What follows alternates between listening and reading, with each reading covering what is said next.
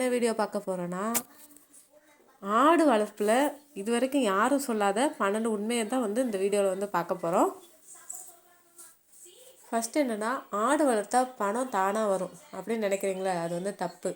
அது தப்பு தான், அப்படி கிடையாதுங்க. ஆடு வளர்ப்பு ஒரு தொழில். தவறாக செஞ்சால் அது நஷ்டமாயிரும், சரியாக செஞ்சால் வாழ்க்கையே செட்டில் ஆயிரும். ஓகேங்களா? இந்த வீடியோவில் யூடியூப்பில் பார்த்திங்கன்னா யாருமே இது வரைக்கும் ஓப்பனாக சொல்லாத எங்களோட ஆடு வளர்ப்பு அனுபவத்திலேருந்து 12 உண்மையான ரியாலிட்டி விஷயங்களை சொல்ல போகிறோம். என்னென்னு சொல்லிட்டு இந்த வீடியோவில் ஃபுல்லாக பாருங்கள். அப்போ தான் உங்களுக்கு என்னென்னு புரியும். ஃபஸ்ட்டு நேற்று ஒரு வீடியோ போடுறோம், ஆடு வளர்ப்பு செட் ஆகுமா அப்படின்னு சொல்லிட்டு. நிறைய பேர் பார்க்கலான்னு நினைக்கிறேன். எல்லாருமே பாருங்கள். ஆடு வளர்ப்பு எல்லாருக்கும் செட் ஆகுமா? எல்லோரும் நினைக்கிறாங்க 10 ஆடு வாங்கிட்டா போதும்னு நினச்சா அங்கே தான் ஆரம்பிக்குது பிரச்சனை. ஓகேங்களா? நேரம் இல்லாதவங்க, தினமும் அதை கவனிக்க முடியாதவங்க, சீக்கிரமே எனக்கு லாபம் வரணும் அப்படின்னு நினைக்கிறவங்க, இவங்களுக்கெல்லாம் ஆடு வளர்க்குறது ரொம்ப கஷ்டம். ஆனால் ஆடு வளர்ப்பில் பார்த்திங்கன்னா ரொம்ப ரொம்ப கவனிக்க வேண்டிய விஷயம் என்ன தெரியுமா? பொறுமையாக இருக்கணும். ஆடு வளர்ப்பில் பொறுமை அவசியம். அதே மாதிரி டெய்லி கவனிக்கணும். எல்லா ஆடையும் கவனமாக கவனிச்சுட்டு வரணும். சின்ன விஷயத்த கூட மறக்காமல் கவனிக்கணும். கண்டிப்பாக ஆடு வளர்க்கணும்னா இது 3 அவசியம் நம்ம தெரிஞ்சுக்கணும். இது இருந்தால் பார்த்திங்கன்னா ஆடு வளர்ப்பில் நீங்கள் நல்ல லாபம் எடுக்கலாம். ஆடு வளர்ப்பில் அடுத்த 2வது பாயிண்ட் என்னென்னா, தீவனம் தான் ஆட்டுக்கு உயிர்னு கூட சொல்லலாம். ஆடு பார்த்திங்கன்னா எதையும் தின்னும். இது பெரிய தவறுங்க. அதாவது நம்ம அதிகமாக தீவனம் கொடுத்தாலும் தப்பு தான், குறைவாக கொடுத்தாலும் தப்பு தான். இப்போ அதிக கான்சன்ட்ரேட் ஃபீடு, அதாவது நம்ம வெளியே வாங்கி இந்த உலர் தீவனம், அடர் தீவனம் இதெல்லாம் சில பேர் வெளியே வாங்கி போடுவாங்க இல்லையா, அது அதிகமாக கொடுக்கறது. அதே மாதிரி பார்த்திங்கன்னா திடீர்னு ஒரு தீவனத்துலேருந்து இன்னொரு தீவனம் புதுசாக ஆட்டுக்கு கொடுக்கும்போது, அப்புறம் பார்த்திங்கன்னா ஈரமான புல், ஈரமான தீவனம், இல்லைன்னா அழுகி அந்த புல் இதெல்லாம் கொடுக்கும்போது என்ன செய்யணும், ஆட்டுக்கு வயிற்றுப்போக்கு, அதுக்கப்புறம் வீக்கம், இதனால் ஆடு நிறைய ஆடுகள் இறந்து போகிறதுக்கு கூட வாய்ப்பு இருக்குது. இதெல்லாம் கண்டிப்பாக செய்யக்கூடாது. அதனால் ஆடு எதை கொடுத்தாலும் தின்னும் அப்படிங்கிறது நம்ம நினச்சிட்டு எல்லாத்தையும் கொடுக்கக்கூடாது. ஆடை நம்ம ஷேப்பாக வளர்க்கணுன்னா கண்டிப்பாக இதெல்லாம் அவசியங்க.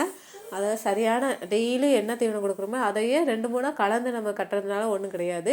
இப்போ புதுசாக நாங்கள் அரிசி வச்சுட்ருக்கோன்னு சொன்னோடனே எல்லாருமே அரிசி வைக்கிறீங்கன்னு சொல்லிட்டு சொன்னீங்க. அரிசி வைக்கிறது தப்பு கிடையாது. ஆனால் அதை அளவாக வைக்கிறோங்க. ஏன்னா நாங்கள் முதல்ல இருந்தே பழக்கப்படுத்தி வச்சுருக்கனால எங்களுக்கு ஒன்றும் தெரியலை. நீங்கள் புதுசாக வைக்கும்போது எப்போயுமே குட்டியிலேருந்து ஸ்டார்ட் பண்ணுங்கள். ஃபஸ்ட்டு கொஞ்சமாக வச்சு பாருங்கள். ஒரு டம்ளர் இல்லைன்னா அரை டம்ளர் வச்சு கொஞ்சம் கொஞ்சமாக வச்சு, அதுக்கப்புறம் பெரிய ஆடாக வளரும்போது ஒரு உலக்கு 1.25 உலக்கு வரைக்கும் வைக்கலாம். இந்த மாதிரி வச்சு பழகிட்டு அதுக்கப்புறம் தான் நம்ம அடுத்து அதுக்கு தீவனம் வேறு தீவனம் கொடுக்கணும். அதனால் ஒரு விஷயத்தை பழக்கும்போது அதுக்கு கொஞ்சம் கொஞ்சமாக கொடுத்து பழக்கணும். ஒரே அடியாக ஒரு 1 கிலோ 2 கிலோ அப்படின்னு கொடுத்தா அது இறந்து போகிறதுக்கு தான் வாய்ப்பு இருக்குது. அதனால் பச்சை புல், உலர் புல், அதுக்கப்புறம் மிதமான கான்சன்ட்ரேட் தீவனம் இதெல்லாம் கொடுக்கணும். இதெல்லாம் கொடுத்தா தான் நம்மளுக்கு பேலன்ஸ் இருக்கும். பேலன்ஸாக இருந்தால் தான் நம்ம ஆடு வளர்ப்புலையும் லாபம் கண்டிப்பாக எடுக்க முடியும். அதே மாதிரி பார்த்திங்கன்னா அடுத்து கொட்டகை அமைப்பு ரகசியம் இந்த அடுத்த இது சொல்ல போகிறேன். என்னென்னா பெரிய கொட்டையெல்லாம் அமைக்க வேண்டாம். அதாவது இந்த பறன் மேலே ஃபஸ்ட் எடுத்தவொடனே ஆடு வாங்க போகிறீங்க அப்படின்னா பறன் மேலெலாம் அமைக்கணும்னு அவசியம் கிடையவே கிடையாது. என்னென்னா நல்லா காற்றோட்டமாக இருக்கணும், ஈரம் இல்லாத தரையாக இருக்கணும், சூரிய வெளிச்சம் படுற மாதிரி இருக்கணும். இந்த மாதிரி இருந்தாலே போதும். அதாவது அளவுபடுத்துகிறேன் அப்படின்னு சொல்லிட்டு நிறைய செலவு கண்டிப்பாக வைக்கக்கூடாது. ஆரோக்கியத்துக்கு தான் முக்கியம் கவனமாக இருக்கணும்.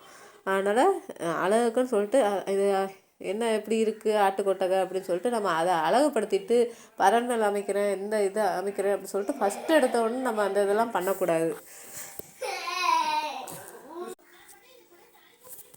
அதாவது இது இருந்தாலே போதும். ஆட்டுக்கு பெரிய பறன் மேலே ஒரு 5 லட்ச ரூபா செலவு பண்ணி பறன் மேலே அமைக்கணும்னு சொல்லிட்டு ஃபஸ்ட்டு எடுத்தோன்னே அமைக்காதீங்க. தரையிலே வளர்த்து ஃபஸ்ட்டு இது பண்ணுங்கள். தரையில் வளர்த்தா அந்த ஆடு போடுற புழுக்க அதெல்லாம் கூட்டுறது கஷ்டம்னு நினைக்கிறீங்க. ஆனால் அதை கூட்டி நம்ம சுத்தம் பண்ணி இருக்கிறனால ஆட்டுக்கு தான் நல்லது. அது நல்லா இருக்கிறனால நம்மளுக்கு லாபம் வந்து நல்லா கிடைக்கும். அடுத்த பாயிண்ட் பார்த்திங்கன்னா, நோய் வர்றதுக்கு முன்னாடியே வந்து நம்ம எல்லாத்தையும் பார்த்துக்கணும். நோய் வந்த பிறகு நம்ம டாக்டரை வந்து பார்க்குறது வந்து நம்ம அதுக்கு வந்து லாஸ் தான். அதனால் கண்டிப்பாக வந்து தடுப்பூசி, அது நோய் வரதுக்கு முன்னாடி தடுப்பூசி போட்டுறணும், சுத்தமான தண்ணி கொடுக்கணும். அதே மாதிரி வந்து தினசரி, அதாவது டெய்லி வந்து நம்ம அதை வந்து ஆட்டை வந்து கவனிச்சுக்கிட்டே இருக்கணும். இதெல்லாம் வந்து செஞ்சாலே போதும், நம்ம அந்த ஆட்டுக்கு வந்து ஒரு நோயும் அண்டாது. அதே மாதிரி சோர்வாக இருந்தால் ஏற்கனவே வீடியோ போட்டிருக்கேன், அந்த வீடியோவும் போய் பாருங்கள். ஒரு ஆடு சோர்வாக இருந்தால் முழு கூட்டத்தையும் அது வந்து பாதிக்கும். அதனால் ஒவ்வொரு ஆட்டையும் நம்ம 70 ஆடு 80 ஆடு இருக்குது கவனிக்க முடியல அப்படி சொல்லிட்டு தயவு செய்து சொல்லாதீங்க. ஒவ்வொரு ஆட்டையும் நம்ம வளர்க்குறவங்களுக்கு தெரியும் எப்படி வளர்ப்பாங்கன்னு சொல்லிட்டு. ஏன்னா அந்த ஆடு வந்து நம்மளை கூப்பிடும், அது சைகையிலேயே நம்மளுக்கு வந்து இது நம்மளை காட்டும் அது. அதனால் ஒவ்வொரு ஆட்டையும் வந்து தனித்தனியாக நம்ம வந்து டெய்லி வந்து அசை போடுதா, நல்லா தீவனம் எடுத்துக்குதா, கூட்டத்தோடு சேர்ந்து இருக்கா, தனியாக இருக்கா அப்படின்னு சொல்லிட்டு எல்லாத்தையுமே நம்ம வந்து கவனித்து பார்க்குறது ரொம்ப ரொம்ப நல்லது. அதுக்கப்புறம் பார்த்திங்கன்னா, குட்டி பிறந்த அந்த நாள் தான் ரொம்ப முக்கியமான நாள்னு கூட சொல்லலாம். அதாவது குட்டி பிறந்த அந்த 1 மணி நேரத்துக்குள்ளே வந்து அதுக்கு வந்து தாய்ப்பால் வந்து கண்டிப்பாக கொடுக்கணும். தாமதமாச்சுன்னு வச்சுக்கோங்களேன், அதாவது நம்ம சில நேரம் சரி நம்ம ஒரு 2 மணி நேரம் கழித்து கொடுத்துக்கலாம் அப்படி சொல்லிட்டு நம்ம நினைப்போம். அப்படியே அலட்சியமாகவும் விட்டுறக்கூடாது. என்னென்னா அதுக்கு வந்து கொடுக்கலை அப்படின்னா அதோட வளர்ச்சி வந்து ரொம்ப கம்மியாக இருக்கும். அதே மாதிரி பார்த்திங்கன்னா நோய் வர்றதுக்கான வாய்ப்புகள் வந்து அதிகம். இந்த ஒரு விஷயம் சரியாக இருந்தால் போதுங்க, குட்டி வந்து சூப்பராக வளரும். குட்டியில் நம்ம வளர்க்குறத பொறுத்து தான் ஆடும் நம்மளுக்கு வந்து அமையும். அதே மாதிரி பார்த்திங்கன்னா, லாபம் எங்கேருந்து வருது அப்படிங்கிற பாயிண்ட்டை வந்து 6வது பாயிண்ட்டாக நம்ம வந்து பார்க்க போகிறோம். என்னென்னா, ஆடு விற்கிறதுல மட்டும் லாபம் இல்லைங்க. அதாவது குட்டி விற்பனை, இனப்பெருக்க ஆடு, உரம், தொடர் சுழற்சி, இதெல்லாம் இருந்தால், இந்த திட்டம் கரெக்டாக நீங்கள் இது பண்ணிங்கனாலே உங்களுக்கு வந்து லாபம் வந்து வந்துக்கிட்டே இருக்கும். ஏன்னா நம்ம குட்டியை விற்பனை செய்வோம். அதே மாதிரி அந்த சினையாடை வந்து இனப்பெருக்க, அந்த சினையாடுக்கு முன்னாடி அந்த இனப்பெருக்க விடுவோம் பார்த்திங்களா, அந்த இதெல்லாம் வந்து நம்ம சரியாக செஞ்சாலே போதும், நம்மளுக்கு வந்து லாபம் வந்து கண்டிப்பாக இருக்கும். பெரும்பாலானோர் வந்து தோல்வியடைய காரணம் என்ன தெரியுமா? அதாவது நிறையா, அதாவது கணக்கு இல்லாமல் ஒரு 10 ஆடு வாங்க சொன்னால் 20 ஆடு 30 ஆடுன்னு வாங்குறது. அவங்களுக்கு அனுபவமே இருக்காது, ஆனால் அதில் பெரிய முதலீடு போட்டு இது பண்ணிடுவாங்க. அதே மாதிரி பார்த்திங்கன்னா, யூடியூப்பை பார்த்துட்டு அதில் ஒரு பயிற்சி எடுத்துகிட்டு நானும் வளர்க்க போகிறேன் அப்படின்னு சொல்லிட்டு வந்துடுறது. இந்த மூணு தவறு செய்கிறதுனால தான் 100க்கு 90% வந்து தோல்வி வந்து வருது. அதாவது சிறிய அளவில் ஆரம்பித்தாதான் பெரிய வெற்றி கிடைக்கும்.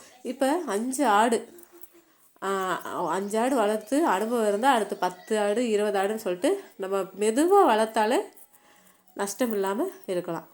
ஆடு பார்த்திங்கன்னா பணம் மட்டும் இல்லைங்க, ஆடு நம்ம குரலை வந்து அடையாளம் வந்து நல்லா கண்டுபிடிச்சிரும், நம்ம தான் வளர்க்குறவங்க அப்படின்னு சொல்லிட்டு. நல்லா வந்து பழகும். அதாவது நாய் மட்டும் நம்மக்கிட்ட வாலாட்டாது, ஆடும் பார்த்திங்கன்னா நம்மளுக்கு சைகை காட்டிட்டு நம்ம பக்கத்துலேயே வந்து உட்காந்துருக்கும். அதே மாதிரி நம்ம நல்லா கவனிச்சுக்கிட்டோம்னா அது நல்லா வளரும். இது மிஷின் கிடையாதுங்க, உயிர். அதனால் நல்லா பார்த்துக்கணும். ஆடு வளர்ப்பு சுலபமா? இல்லை. சாத்தியமா? கண்டிப்பாக. சரியான வழி வந்து பொறுமை, அனுபவம், வாழ்க்கையும் கண்டிப்பாக மாற்றக்கூடிய அளவுக்கு ஆடு வளர்ப்பு தொழில் இருக்குது. இந்த வீடியோ உங்களுக்கு பிடிச்சிருந்தா கண்டிப்பாக லைக் பண்ணுங்கள், ஷேர் பண்ணுங்கள், சப்ஸ்கிரைப் பண்ண மறக்காதீங்க. நான் உங்கள் பிஎஸ் வில்லேஜ் ஃபார்மர் லைஃப். மறக்காமல் என் சேனலை சப்ஸ்கிரைப் பண்ணிவிட்டு பாருங்கள். நாளைக்கு என்ன வீடியோ போடலான்னு சொல்லிட்டு கமெண்ட் பாக்ஸில் கமெண்ட் பண்ணுங்கள். நாளைக்கு பார்க்கலாம்.